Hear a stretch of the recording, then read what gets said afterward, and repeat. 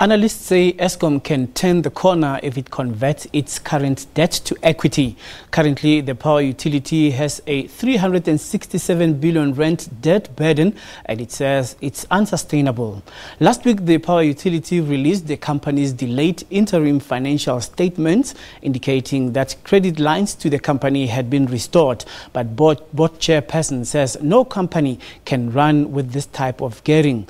To unpack this, we are joined by George Glinos, senior economist at ETM Analysts, as well as David Roth, who is a senior economist at Efficient Groups, and we have Eskom spokesperson Khulu Phasiwe with me in the studio. But before we start our discussion, we have just received reports that the Hawks have confirmed that they have subpoenaed Eskom to force the power utility to hand over documents linked to state capture investigation, and it's reported that evidence of some documents having been shredded has been found, and the Hawks say if evidence has been shredded, it's defeating the ends of justice. So let's get a response from Eskom, and Mr. Phasiwe is here. Thank you very much for joining us, sir. Thank you so much. Right. What is your response, firstly, with regards to these reports?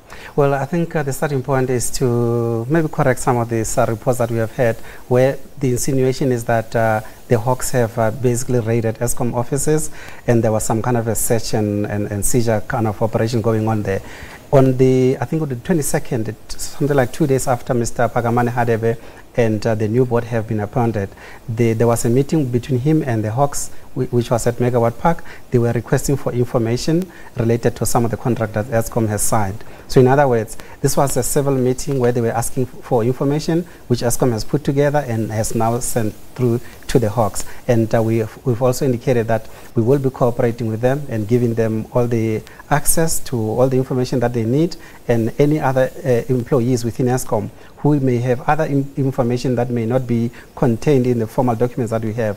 They also are asked to bring whatever evidence forward so that all of these things can be investigated, because ultimately what we want as a company is to get to the bottom of the issues that are plaguing this company. Which documents have been given to the Hawks today? Well, essentially it's information related to the coal contracts that we have signed previously.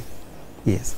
And then if there are reports of documents being shredded, do we know if the documents that you have that could be needed in the future by the Hawks are safe, and who is shredding the documents? Well, the information at my disposal is that all the information that was requested by the Hawks have been submitted to them. So in other words, if there's any shredding of documents that has happened, it's probably related to other things which are not related to what the Hawks are doing.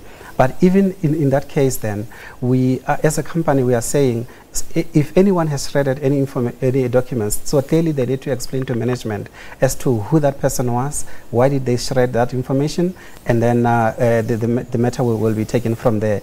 But in terms of the specific one that the Hawks have been asking for, none of it was shredded, or none of it was unavailable. All that information has been made available to them, and the indication is that more information as the documents are prepared will be forwarded to the Hawks, because we are willing to cooperate with them. Right. Thank you very much for clarifying us on that. Let's now go to our topic of